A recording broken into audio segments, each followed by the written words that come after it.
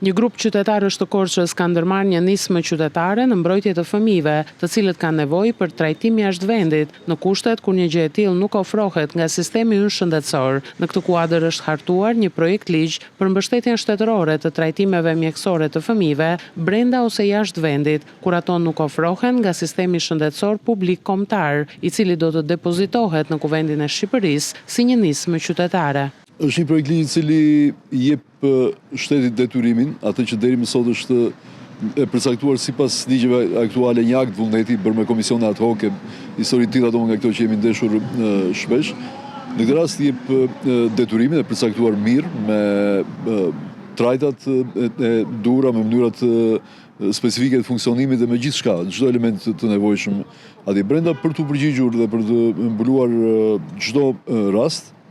Diagnoza të rënda, të cilat nuk kurohen, nuk janë trajtueshme në sistemin tonë publik, kombëtar.